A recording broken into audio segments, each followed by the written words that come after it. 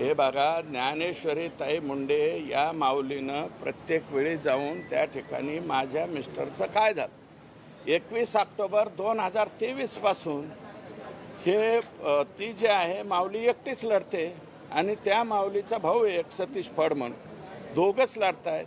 मग पोलिसांचं SP तिथं आल्याच्या नंतर SPचं काम होतं ना की फक्त तपास बदलणं एवढं काम नाही व्हायला पाहिजे. त्यांचे आरोपी अटक केले पाहिजे. बाळा बांगरनी स्टेटमेंट केलेले सुद्धा 15-20 दिवस होऊन गेले. एवढ्या दिवसामध्ये उचलला. आता काल ज्या वेळेस मीना नावाचा एक DYSP आहे ज्याची नियुक्ती आकानी केलेली त्याच्याकडे तपास ठेवला.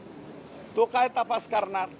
काल त्या ज्ञानेश्वरीताईंनी विष पिल्याच्या नंतर पलीकडे म्हणजे नंतर आता LCBकडे तपास दिला आणि आत्ता सांगतायत गोठ्या गीतेला पकडायला आम्ही पुण्याला टीम पाठवली म्हणून.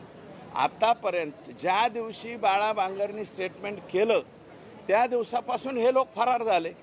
मग कोण कोण फरार झाले त्याची नावं दिलेले. ते आरोपी पोलिसांनी का उचलले नाही?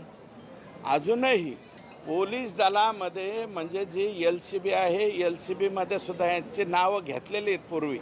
डबल मला नावं घ्यायची गरज नाही.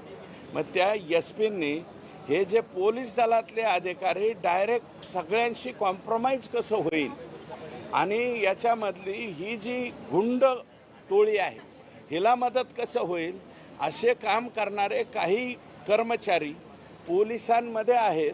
त्यांच्या साईड पोस्टला टाकायला नको SPंनी. त्यांना LCBला घ्यायचं.